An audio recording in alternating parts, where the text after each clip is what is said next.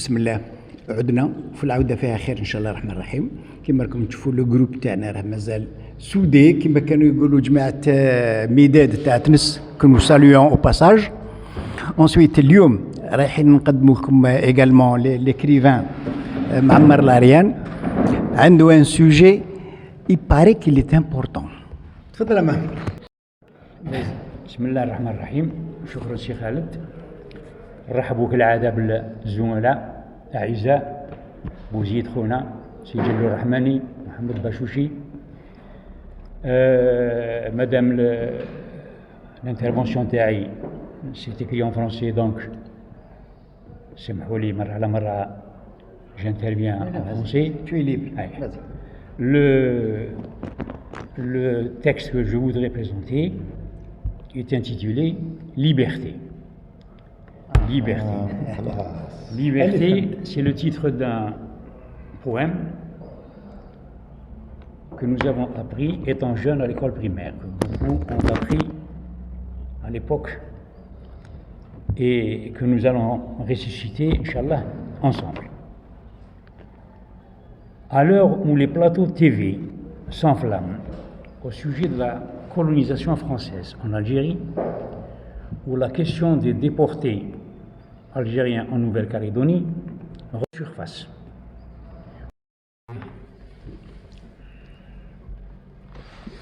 Voici le bouzid. Je reprends. Le texte que je vais écrire au tableau, un poème que vous allez m'apprendre sur le bout des doigts. Attention aux fautes. Par cœur, vous m'entendez, et ce sera pour après-demain lundi 8h. La récitation devra être impeccable. Le début, prononciation, les pauses, je ne tolère aucune faute.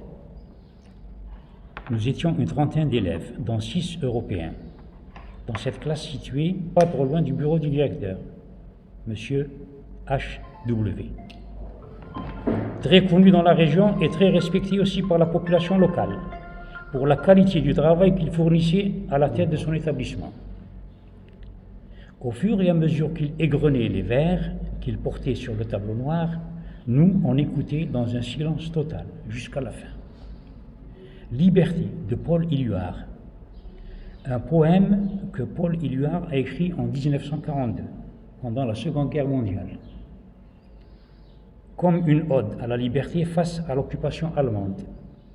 Il s'agit d'une longue énumération de tous les lieux réels ou imaginaires sur lesquels le narrateur écrit le mot liberté. Liberté, sur mes cahiers d'écoliers, sur mon pupitre et les arbres, sur le sable, sur la neige, j'écris ton nom. Sur toutes les pages lues, sur toutes les pages blanches, pierre, sang, papier ou sang, j'écris ton nom. Sur les rivages dorés, sur les arbres des guerriers, sur la couronne des rois, j'écris ton nom. Sur la jungle et le désert, sur les nids, sur les genêts, sur l'écho de mon enfance, j'écris ton nom. Sur les merveilles des nuits, sur le pain blanc des journées, sur les saisons fiancées, j'écris ton nom. Le surlendemain, donc, soit le lundi matin, nous nous tenions compte d'habitude en rang face à notre classe. Il devait être 8h précises quand nous vîmes le directeur sortir de son bureau,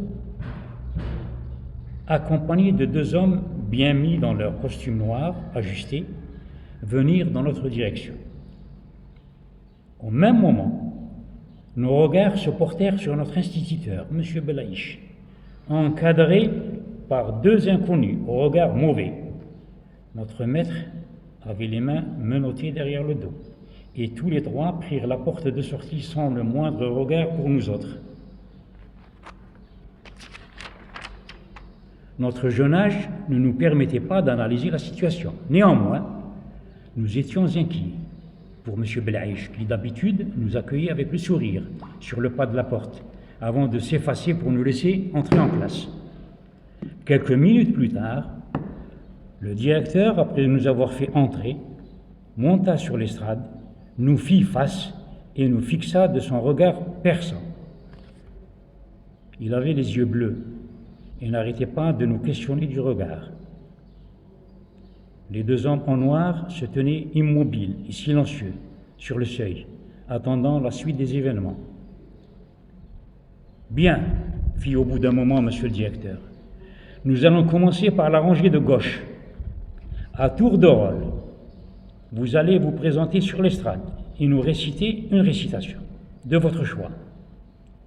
Appliquez-vous, nous sommes là pour vous écouter et apprécier. » Le premier à passer, un certain L.M., commença, après s'être raclé la gorge, sous l'effet de l'émotion.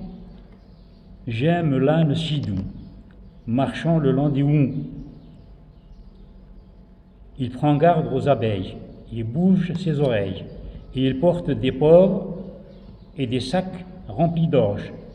Très bien, rejoins ta place, ça suffit. » Le second élève, annonça le titre, le laboureur et ses enfants, avant de débiter les vers qu'il connaissait par cœur, et par peur de trébucher, il récitait à toute vitesse son texte avant qu'il soit interrompu à son tour par le directeur. « Bien, c'est parfait, rejoins ta place. Au suivant. » Le suivant, c'était notre camarade de table. C'était mon camarade de table. « Liberté !» Ce mot résonna dans toute la salle et fit sursauter et le directeur et les deux types dans leur coin. « Ça va, s'empressa de dire le directeur. « Mets-toi sur le côté. Suivant. » Je me présentai à mon tour. Car l'estrade, je me présentais à mon tour sur l'estrade et commençai d'une voix mal assurée. « Liberté ! Sur mes cahiers d'écolier, sur mon pupitre ailé. » Je n'eus pas le temps de poursuivre que le directeur me prit par le bras et me dirigea vers les deux hommes se tenant sur le seuil. « Suivant !» Et il en fut de même pour les autres élèves. Quant à nos camarades européens, ils ont certainement eu des instructions à la maison pour réciter autre chose que liberté. Le directeur fit ensuite appel à un enseignant pour surveiller la classe, avant de conduire le petit groupe, 5 ou 6 élèves, dont je faisais partie, hors de la classe. Ni mes camarades, ni moi ne savions ce qui nous était reproché quand le directeur nous intima l'ordre de quitter l'école en ces termes. « Quant à vous, messieurs, nous dit-il, avec le regard mauvais, sortez de cette école et n'y remettez plus jamais les pieds. Vous êtes renvoyés définitivement. Est-ce clair ?» Et c'est ainsi que je me suis retrouvé à la rue, en même temps que mes camarades, nous qui avions suivi à la lettre les consignes de M. Belaïch, pensant qu'il allait être fier de nous. Jusqu'à aujourd'hui, je suis incapable de dire pourquoi les camarades qui nous ont précédés sur l'estrade ont récité autre chose que ce qui leur était demandé d'apprendre. Pour nous, le mot « liberté » n'avait pris tout son sens que longtemps après. Pour nous, le mot « liberté » n'avait pris tout son sens que longtemps après. Exclu de l'école, je me retrouvais à la rue exposé à tous les dangers et avec la peur de mal finir un jour. C'est dire que même les gamins que nous étions, 8 ans, 9 ans, n'étaient pas à l'abri d'une arrestation par l'armée ou d'une sévice quelconque pouvant aller jusqu'à l'élimination physique, comme on en a vu un peu partout à travers le territoire national. Moi, Bouzid, militant de la première heure,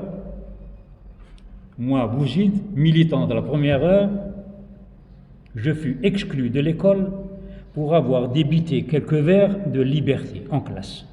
Sans trop savoir pourquoi, je fus poussé sans ménagement vers la porte de sortie en même temps que quelques camarades.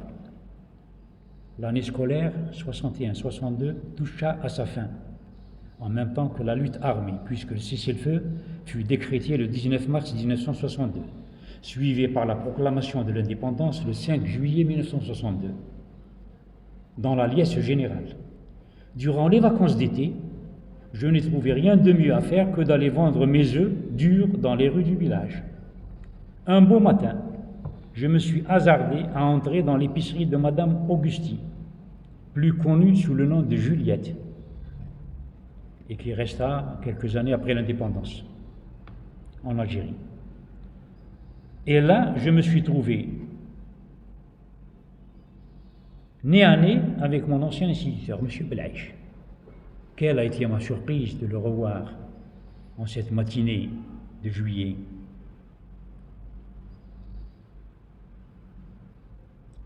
Notre instituteur me dévisagea longuement avant de venir vers moi pour me dire « Dis, tu ne serais pas un de mes anciens élèves ?»« Si, monsieur, j'étais dans votre classe en CE1, mais juste pour quelques jours, au début du mois d'octobre. »«